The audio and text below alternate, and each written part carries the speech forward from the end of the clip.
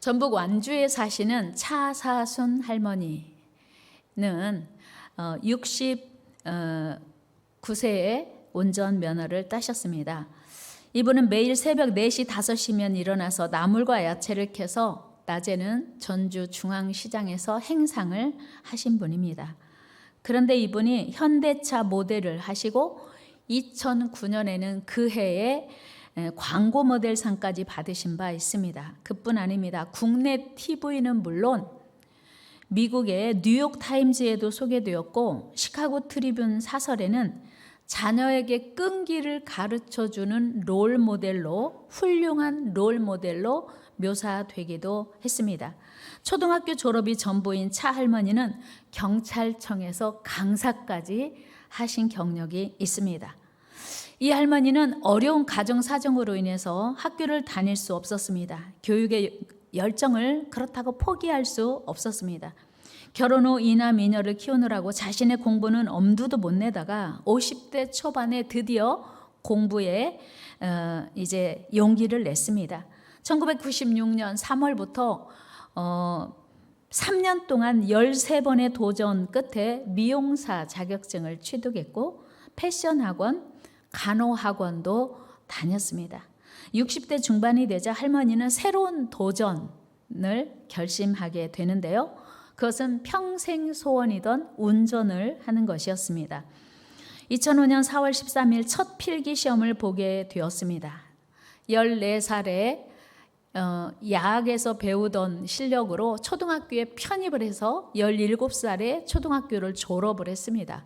그러니 공부가 머리에 들어올 리 없죠. 첫 필기 시험을 봤는데 15점.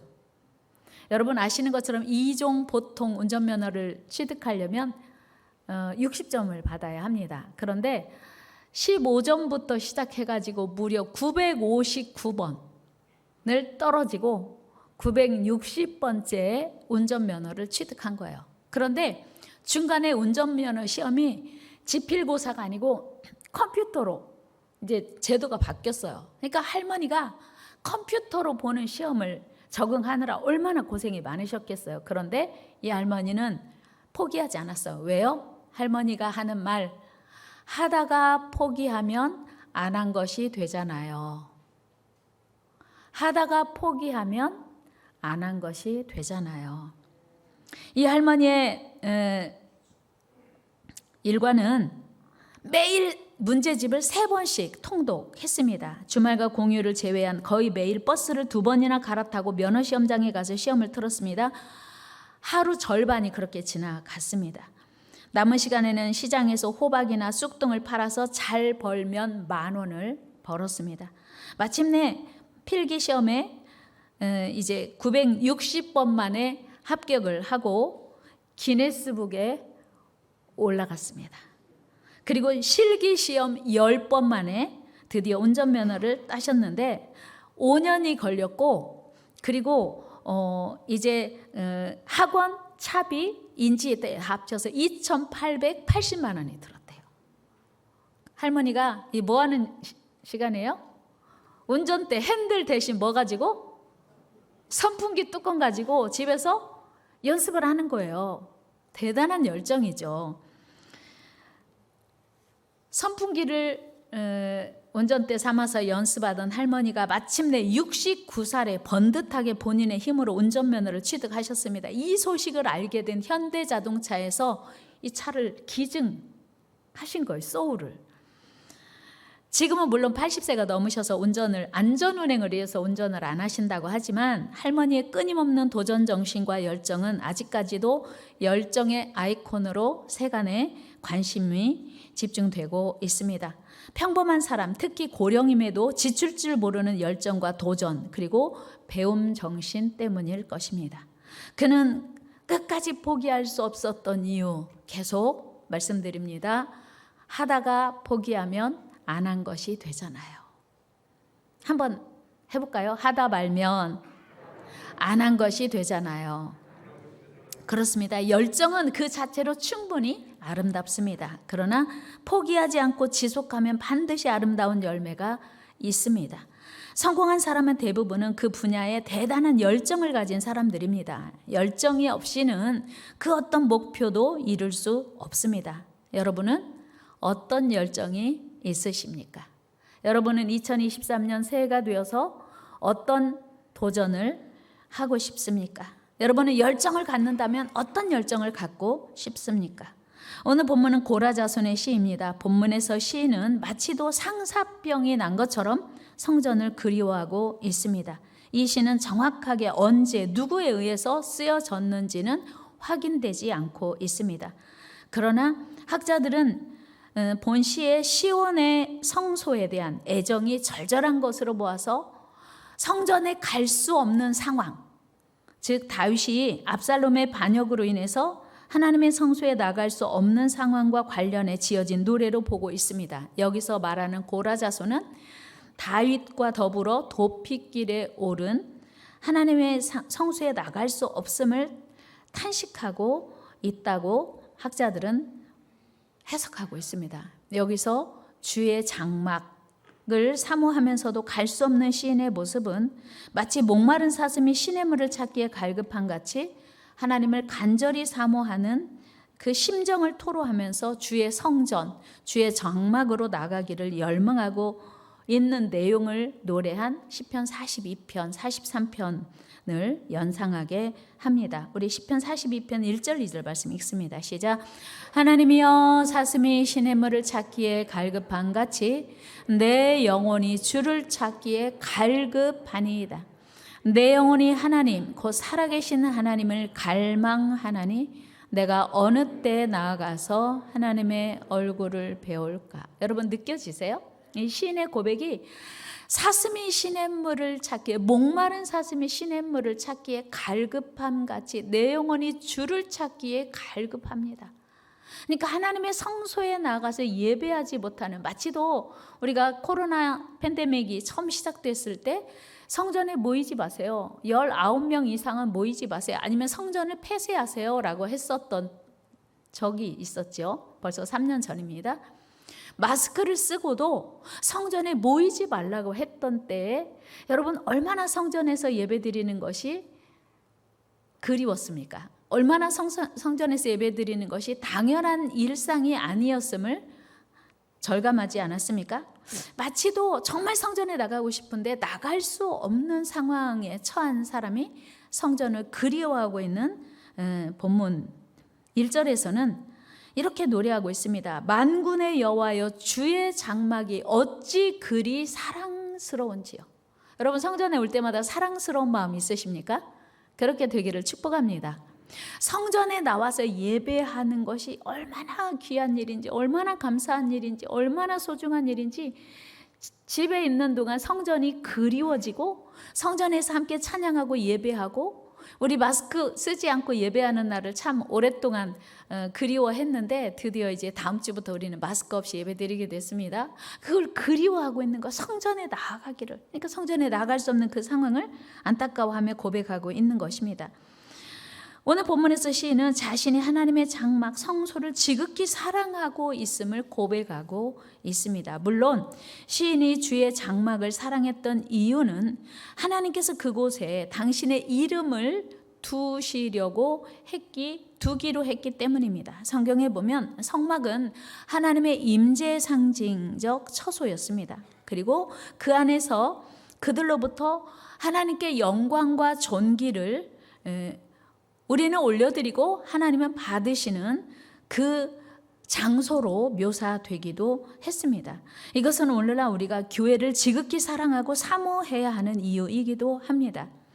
하나님은 오늘날에도 교회를 통해서 당신을 드러내시고 그 안에 있는 성도들을 통하여 영광 받으시기를 원하십니다. 그런데 사람들 중에는 나는 하나님을 사랑해. 그런데 나는 교회는 싫어. 나는 예수님을 믿어. 그런데 나는 교회는 가지 않을 거야 라고 말하는 사람들이 있습니다. 이른바 안나가 성도, 가나안 성도입니다. 안나가를 나는 하나님 사랑하는데 교회는 안 나가. 안 나가를 거꾸로 하면 뭐냐면 가나안이에요. 그래서 그런 사람들을 가나안 성도라고 하죠. 가나안 신자. 사실 팬데믹 이후로 가나안 성도가 급증했다고 해요. 어쩔 수 없이 이제 우리는 유튜브를 통해서 다른 매체를 통해서 집에서 예배 드려야 하는 상황이 있었습니다. 그래서 그때 성전을 그리워하는 했던 것들을 통해서 예배를 사모했던 것들을 통해서 우리는 이 시인의 마음을 조금이라도 이해할 수 있습니다. 그러나 오늘날 많은 사람들이 나는 하나님을 믿어, 나 신앙생활하고 있어. 그런데 나는 교회는 싫어. 난 교회 가기 싫어. 이유는 교회에 많은 문제점들이 있기 때문이지 라고 말하는 사람들이 있습니다. 어찌 보면 그럴듯한 말 같아요. 교회가 많은 문제가 있고 교회 다니는 신자들이 옳지 않은 그런 많은 일들을 행하기 때문에 교회가 싫다 이렇게 말하는 게 얼핏 들으면 옳은 말 같습니다. 그러나 사실은 옳은 말이 아닙니다. 왜냐하면 하나님과 교회는 뗄래야 뗄 수가 없기 때문이에요. 하나님과 교회를 따로 떼어서 말할 수가 없기 때문입니다. 여러분, 교회는 아무리 문제점이 있어도 하나님의 집이에요. 죄인들이 모인 곳이기 때문에 문제점이 있을 수밖에 없어요. 그러나 교회는 하나님의 집입니다. 누가 뭐래도 교회는 하나님의 집이에요. 다 같이 교회는 하나님의 집입니다. 그렇습니다. 누가 뭐래도 교회는 하나님의 집이요. 교회의 머리는 예수 그리스도예요. 그래서 아무리 내가 하나님을 사랑한다고 말해도 교회에서 예배하고 신앙생활하는 것 자체를 부정하는 사람은 하나님 믿는 사람 아니라고 봐야 돼요. 하나님을 잘못 믿고 있는 것이기 때문입니다. 진정으로 하나님을 사랑한다면 반드시 하나님 안에서 살아가고 싶은 사람은 교회에서 신앙생활을 해야 합니다. 여러분, 교회에 나와서 하나님께 예배하는 건 특권이에요. 성도들에게 주신 하나님의 특권. 그러므로 우리는 하나님 안에서 살아가야 하고요. 오늘 성전 안에서 예배 드릴 수 있는 것을 기쁨으로 여겨야 돼요. 오늘 3절에서 시인은 성전에 가고 싶은데 성전에 나갈 수 없는 마음을 뭐라고 표현하냐면 이렇게 이야기하고 있어요. 같이 읽어요. 시작. 나의 왕, 나의 하나님, 만군의 여호와여, 주의 제단에서 참새도 제 집을 얻고 제비도 새끼 둘 보금자리를 얻었나이다. 아멘. 무슨 얘기냐면 하나님, 저 성전에 나가 예배드리고 싶어요. 저 제비들은 성전 처마 밑에 집을 짓고 거기서 새끼를 돌보고 있는데 나는 성전에 갈 수 없어서 너무 안타깝습니다. 그런 얘기예요. 참새는 성전의 종탑 밑에서 집을 짓고 새끼를 돌보고 있는데 나는 성전에 갈 수 없어서 너무 가고 싶습니다. 그런 고백을 하고 있는 것입니다. 성전의 처마 밑에 집을 짓고 사는 제비가 부러울 만큼 성전에 나가는 것을 부러워하는 마음 여러분 느껴지십니까? 그렇다면 시인은 어떤 이유로 하나님 안에서 살아가는 것을 은혜로 축복으로 여기고 있을까요? 그것은 오늘 시인의 고백처럼 집, 보금자리가 의미하는 내용이에요. 여러분, 집은요, 보금자리는요, 안식, 쉼, 평안, 그리고 생명, 그리고 기쁨을 우리에게 의미해요. 건물 집 말고 우리 집이 30평이든 50평이든 10평이든 상관없이 우리 집에는 사랑이 있습니다. 추위와 더위를 피할 수 있는 안전한 곳, 그리고 외부의 어떤 공격에서도 안전할 수 있는 그 피난처 가 바로 집, 보금자리인 거예요. 그리고 그곳에 사람이 태어나고 자라기 때문에 집은 생명이 있는 것입니다. 그렇습니다. 하나님 안에서 사는 것은 그 안에 살아가는 자들에게 안정과 안식과 생명과 기쁨을 제공해 줍니다. 하나님 안에 사는 자들은 육신의 안식뿐만 아니라 영혼의 만족이 있고 영혼의 안식이 있습니다. 시인은 6절에서도 하나님께 힘을 얻고 그 마음에 시온의 대로가 있는 사람에게 그들이 눈물 골짜기를 통행할 때에도 그곳으로 많은 샘의 곳이 되게 하고 이른 비를 내려주신다고 고백하고 있습니다. 여러분, 하나님은 이렇게 물이 없어서 큰 고통과 시련을 가져다 주는 상황에서도 샘을 터뜨리시고 이른 비를 내려주셔서 주의 장막을 사모하는 자들의 삶을 풍요롭게 풍성하게 해주신다고 하는 거예요. 여기서 이른 비는 팔레스틴에서 10월, 11월에 죄송합니다. 내리는 가을 비를 의미합니다. 이 비는 9월 중순 이전의 건기 동안에 돌처럼 굳어져 있는 땅을 촉촉히 적셔 씨앗을 파종할 수 있도록 만들어주는 단비예요. 이 비는 영적으로 보면 하나님께서 믿음의 사람들의 필요를 만족시켜 주신다는 의미입니다. 여러분, 열왕기하 3장에 보면 북이스라엘의 여호람과 남유다 왕 여호사밧은 연합군을 만들어서 북이스라엘을 배반한 모압을 응징하려고 출정합니다. 그런데 그들이 에돔 광야를 지난 후에 물이 없어요. 마실 물이 없는 거예요. 여러분, 물이 없다고 하는 것은 양식이 없는 것과 차원이 다른 얘기예요. 밥은 굶고 며칠을 싸울 수 있어요. 물론 쉬운 일은 아니죠. 그러나 밥을 안 먹고는 며칠 견딜 수 있지만 물을 안 먹고 며칠을 견디기는 너무 어려운 거예요. 그래서 이제 짐승들 뿐만 아니라 군사들이 사기가 저하되고 물이 없으니까 목말라서 이제 지칠 지경에 있었습니다. 이 엄청난 절망 가운데서 엘리사 선지자에게 이제 이 상황을 보고했을 때 하나님은 엘리사 선지자에게 이렇게 말씀하세요. 우리 열왕기하 3장 17절 말씀 읽어요. 시작. 여호와께서 이르시기를 너희가 바람도 보지 못하고 비도 보지 못하되 이 골짜기에 물이 가득하여 너희와 너희 가축과 짐승이 마시리라 하셨나이다. 엘리사 선지자가 왕에게 하는 얘기예요. 바람도 없고 비도 내리지 않았는데 웅덩이를 파세요. 골짜기에 웅덩이를 파면 하나님께서 그 골짜기에 물을 가득하게 하셔서 여러분도 마시고 짐승도 마실 수 있게 될 것입니다.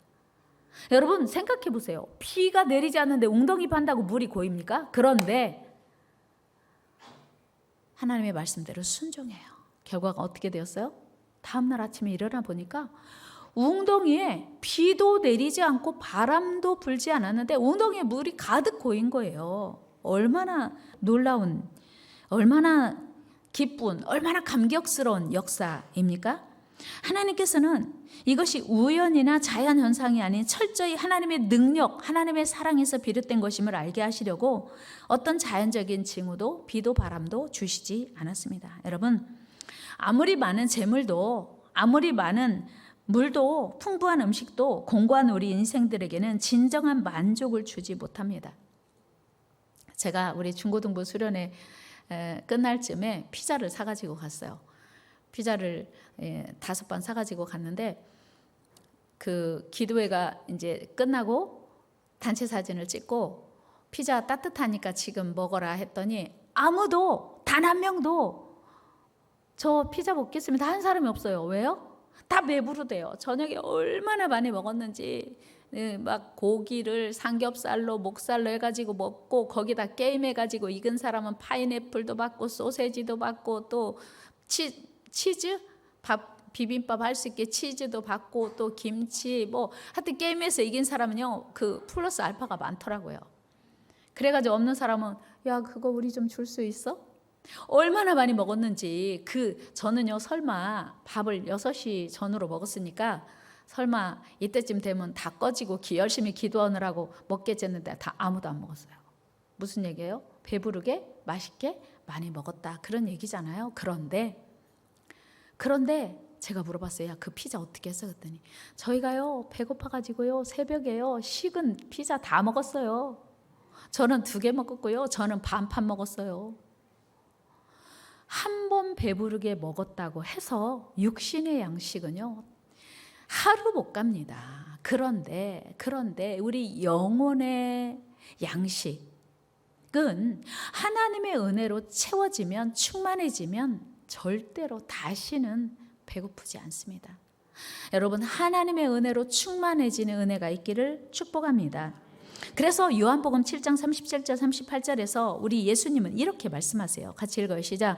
명절 끝날 그 큰 날에 예수께서 서서 외쳐 이르시되 누구든지 목마르거든 내게로 와서 마시라. 나를 믿는 자는 성경의 이름과 같이 그 배에서 네. 그러니까 우리가 이 물을 마셔서 목마른 것이 해결되는 게 아니고 예수 그리스도를 통해서 우리 안에 생수의 강이 흘러 넘친다고 하는 거예요. 여러분, 이 자리에 왜 오셨습니까? 심심해서 오셨나요?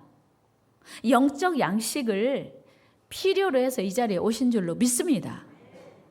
하나님의 은혜가 필요해서 이 추운 날 미끄러운데 이 자리에 오신 줄로 믿습니다. 우리에게는 육신의 양식으로만 만족하지 못하고 영혼의 양식이 필요해서 이 자리에 오신 줄로 믿습니다. 오늘 본문 10절에서 시인은 이런 고백해요. 주의 궁정에서 한 날이 다른 곳에서 첫날보다 나은즉. 왜 내가 장막을 하나님의 성소를 그리워하냐면요, 사모하냐면요, 목마른 사슴이 갈급한 것처럼 왜 내가 하나님의 성소를 그리워하냐면요, 다른 곳에서 첫날보다 주의 궁정에서 한 날이 훨씬 낫고요, 악인의 장막에 사는 것보다 하나님의 성전에 문지기로 있는 것이 좋사오니라고 고백합니다. 여러분, 주의 궁정 다른 곳, 세상에서 한 날, 주의 궁정에서 세상에서 첫날, 주의 궁정에서 한 날을 악인의 장막과 하나님의 문지기라고 하는 말을 대조시키면서 고백하는 것이 그 어떤 불편함이나 피해를 감수하고서라도 하나님의 전에 거하는 것을 그렇게 간절한 소망이라고 하는 걸 표현하고 있는 것입니다. 그는 단 하루를 살더라도 편안하고 안락한 곳보다 문지기 같은 험한 직책으로라도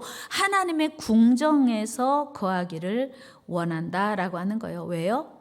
하나님의 은혜가 있기 때문이에요. 하나님의 전에 사는 자들에게 부어주시는 은혜가 있기 때문입니다. 하나님의 전에 사는 것이 얼마나 큰 축복인지, 그 누구에게도 뺏길 수 없는 은혜인지를 그는 알고 있었기 때문이었어요. 오늘 11절에도 보면 하나님은 해요 방패시라. 여호와께서 은혜와 영화를 주시며 정직하게 행하는 자에게 좋은 것을 아끼지 아니하실 것임이니라. 아멘.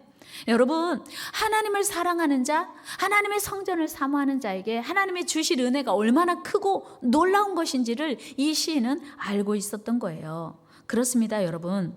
우리 하나님께서는 하나님을 사랑하는 자에게 은혜와 사랑을 아끼지 않으십니다. 그렇다면 오늘 우리가 회복해야 할 것이 무엇입니까?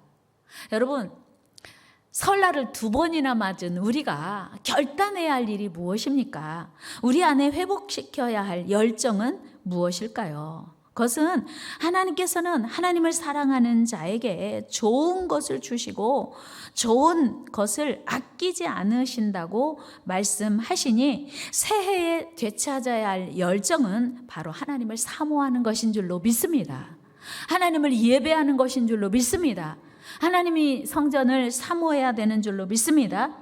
여러분, 하나님께서 아브라함을 부르신 이후에 아브라함을 불렀다고 해서 축복하신 게 아니고 아브라함의 예배를 받으시고 축복하셨어요. 우리 창세기 12장 7절 말씀 같이 읽어요. 시작. 여호와께서 아브라함에게 나타나 이르시되 내가 이 땅을 네 자손에게 주리라 하신지라. 자기에게 나타나신 여호와께 그가 그곳에서 제단을 쌓고, 제단이 뭘까요? 오늘날 예배예요. 그리고 그곳이 성전입니다. 그런데 아브라함이 한 번만 예배드린 게 아니에요. 8절 말씀 읽어요. 시작. 거기서 베델 동쪽 산으로 옮겨 장막을 치니, 이사했어요. 아브라함이 이사했는데 서쪽은 베델이요 동쪽은 아이라. 그가 그곳에서 여호와께 제단을 쌓고 여호와의 이름을 부르더니. 아브라함은요, 옮겨가는 곳마다 제단을 쌓습니다. 이것이 성경이 증언하고 있어요. 아브라함이 복받은 이유예요. 이삭은 또 어떻습니까? 이삭이요, 흉년이 들어서 애굽으로 가려고 했는데 하나님이 내려가지 마. 내가 지시하는 곳에서 머물러 살면 내가 너를 복 줄 거야 라고 약속하셨어요. 그런데 분명히 하나님은 너의 아버지 아브람 때문에 내가 너에게 복을 주시겠다고도 했지만 이삭이 뭐 했습니까? 예배했어요. 제단 쌌어요. 우리 26장 25절 말씀 읽어요. 시작. 이삭이 그곳에 제단을 쌓고 여호와의 이름을 부르며 거기 장막을 쳤더니 이삭의 종들이 거기서도 우물을 팠더라. 지금 가뭄이 들었어요. 흉년이 들었어요. 비가 안 와요. 그런데 우물은 생명이에요. 블레셋 사람들은 아무리 우물을 파도 물이 안 나오는데 이삭은 하나님께 제사하는 사람이었고 예배하는 삶을 살았더니 우물을 파는 곳마다 물이 나온 줄로 믿습니다. 여러분, 이게 이삭이 성공한 비결이에요. 여러분, 우리 예배의 삶을 살아야 할 이유가 분명합니다. 예배의 삶을 삽시다. 예배 성공자가 됩시다. 여러분, 그런가 하면 야곱은 또 어떻습니까? 그가 세겜에서 하나님을 멀리하고 예배를 멀리했어요. 왜요? 그는 부족한 것이 없었거든요. 여러분, 부족한 것이 없다 보면요, 예배가 뭐 꼭 이렇게 예배를 드려야 돼, 꼭 교회를 가서 예배를 드려야 돼, 이런 말이 나오기 시작해요. 근심 걱정 없어지면요, 오늘은 몸이 너무 안 좋아서 쉬어야 되겠는데, 이런 생각이 나도 모르게 들어요. 사람은 누구나. 그런데 이 야곱이요, 족장이 되고 가진 것이 많고 남부러울 것이 없는 삶을 살게 되자 하나님을 멀리했어요. 예배를 멀리했어요. 어떻게 됐어요? 가정이 풍비박산 됐습니다. 사랑하는 딸 디나가 성폭행을 당하고 그 아들은 살인자가 됐습니다. 하나님을 멀리한 결과였습니다.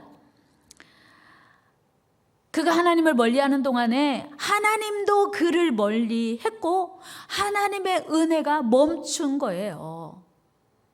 한번 해볼까요? 우리가 하나님을 멀리하면 하나님도 우리를 멀리하신다. 그렇습니다, 여러분. 하나님이 우리를 멀리하는 거 하찮게 생각하면 안 돼요. 대수롭지 않게 생각하면 안 됩니다. 우리가 하나님을 멀리하면 하나님도 우리를 멀리하신다는 걸 절대로 잊으시면 안 됩니다. 그런데 그 가정이 완전히 풍비박산 되었을 때 하나님이 야곱을 부르셔요. 여러분, 그 이전에 안 부르셨겠어요? 안 들렸던 거지요. 하나님의 필요 없으니까.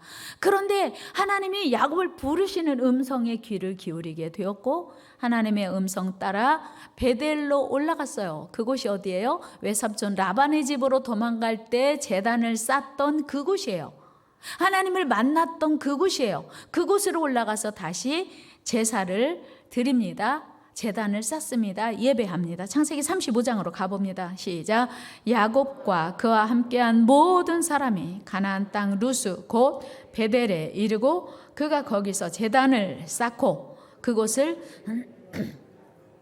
이는 그의 형의 낯을 피할 때 하나님이 거기서 그에게 나타나셨음이더라.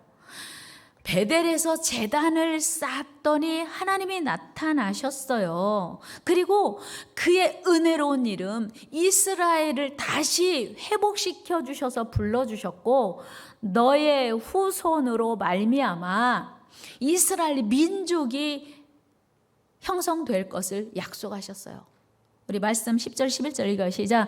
하나님이 그에게 이르시되 내 이름을 야곱이지만은 내 이름을 다시는 야곱이라 부르지 않겠고 이스라엘이 내 이름이 되리라 하시고 그가 그의 이름을 이스라엘이라 부르시고 하나님이 그에게 이르시되 나는 전능한 하나님이라 생육하며 번성하라.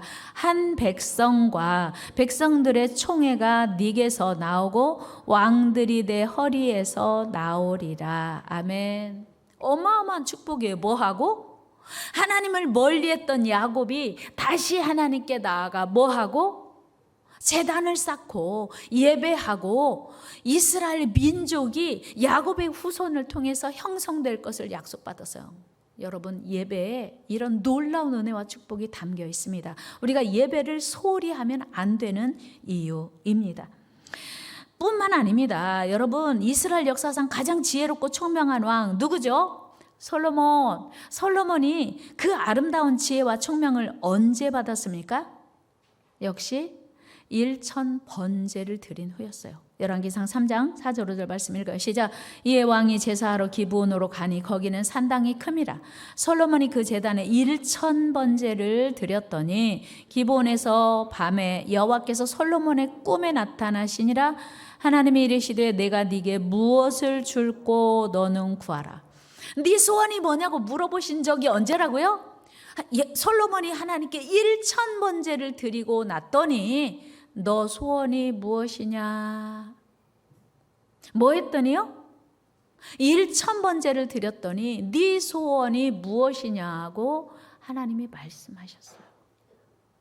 여러분, 여러분의 소원을 하나님께 말씀하고 싶으십니까? 그 기회가 왔으면 좋겠습니까? 예배 잘 드려야 돼요. 예배 잘 드려야 돼요. 예배 잘 드려야 돼요. 예배 잘 드려야 돼요.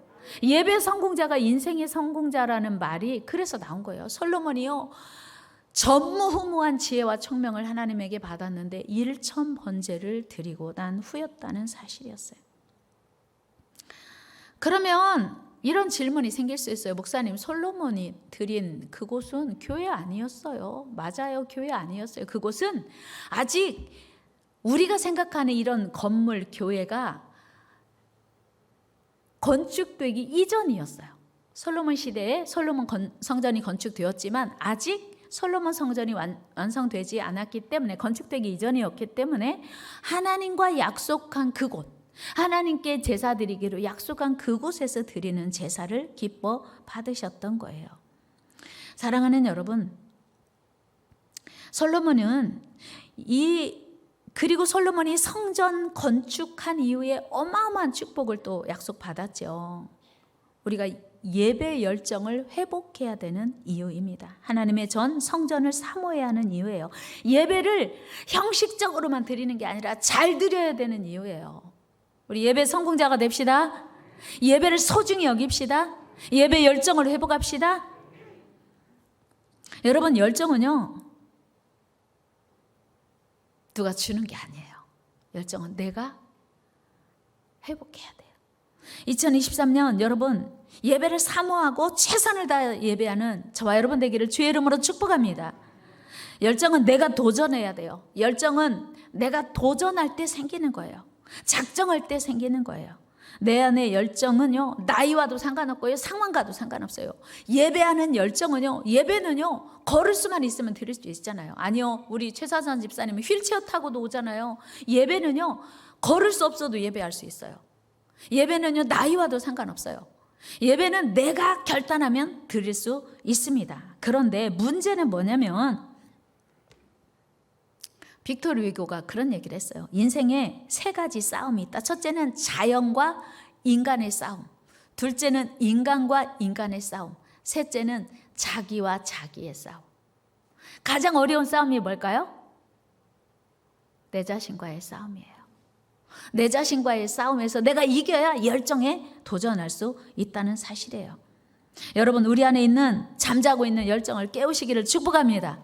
제가 69세 된 할머니가, 차 사순 할머니가 운전면허를 2,880만 원 들여서 960번 만에 운전면허를 땄다는 이야기를 왜 설교 서두에 했습니까? 열정은요, 이분이 하나님 믿는지 안 믿는지 상관없어요. 몰라요, 저 믿는지 안 믿는지. 그러나 그 열정은요, 정말 우리가 배우고 본받아야 할 만하다는 생각을 해서 여러분들에게 소개해 드린 것입니다. 여러분, 플라톤은 이런 얘기했어요. 인간의 최대 승리는 내가 나를 이기는 것이다. 한번 해봐요. 인간의 최대 승리는 내가 나를 이기는 것이다. 다시, 인간의 최대 승리는 내가 나를 이기는 것이다. 그렇습니다. 내가 나를 이겨야 돼요. 누가 나를 이겨줄 수가 없는 거예요. 내 인생은 내가 살아야지요. 그런데 하나님이 우리를 도와주고 계시니 우리는 충분히 이길 수 있는 줄로 믿습니다. 그래서 예배 승리자가 되고 예배 열정을 깨우면 여러분의 삶이 승리와 은혜와 축복이 넘칠 줄로 믿습니다. 하나님은요, 올해도 여전히 우리를 사용하시기를 원하시고 여전히 우리를 축복하시기를 원하십니다. 그러므로 우리가 열심히 최선을 다해 하나님을 사랑하고 예배하는 자, 하나님의 성전을 사모하고 하나님을 기쁘시게 하면 하나님은 우리에게 은혜와 축복을 주신다는 사실이에요. 우리 열정을 회복합시다.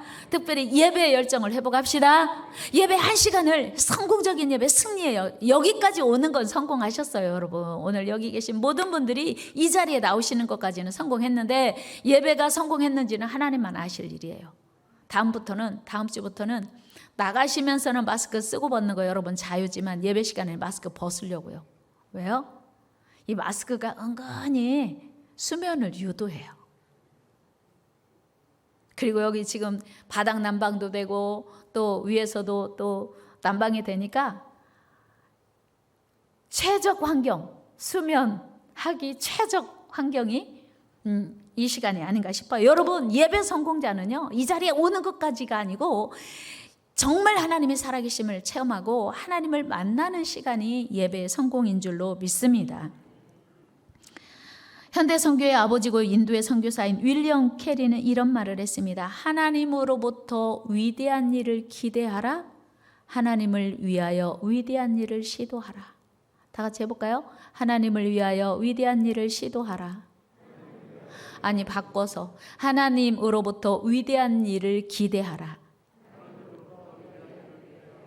하나님을 위하여 위대한 일을 시도하라. 그렇습니다. 하나님으로부터 받을 위대한 일을 기대하는 거예요. 여러분, 올해 기대가 있습니까? 구체적이고 많은 기대가, 하나님을 향한 기대가 있기를 축복합니다. 그렇다면 그 은혜와 축복을 누리기 위해서는 우리가 하나님을 위하여 시도해야 돼요. 위대한 일을 시도하고 계획하고 이제 하나님을 향하여 나아가야 됩니다. 그렇습니다, 여러분. 하나님으로부터 위대한 일을 기대하는 사람은 하나님을 위하여 위대한 일을 시도할 수밖에 없어요. 2023년 다른 거 다 차치하고서라도 예배 열정을 회복하는 저와 여러분 되기를 축복합니다.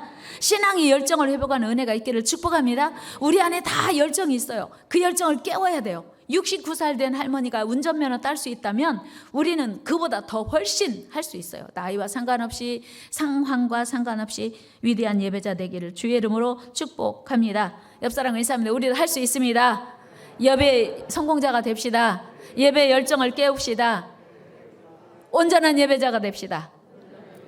하나님 감사합니다. 2023년 예배 열정을 깨우게 하시고 하나님으로부터 위대한 일을 기대하고 하나님을 위하여 위대한 일을 시도하는 저희들 되게 하여 주옵소서. 잠자는 우리 안에 열정을 깨우게 하시고 하나님의 성전을 사모하고 성전을 사랑하는 우리 모두 되어 2023년 하나님으로부터 놀라운 은혜와 축복을 받아 누리고 간증하는 주인공 되게 하여 주시옵소서. 예수님의 이름으로 기도드리옵나이다. 아멘. 우리 같이 나의 등 뒤에서 찬양하면서 준비하신 예물 하나님께 올려드리겠습니다. 우리 박수 치면서 같이 찬양합니다. 나의 등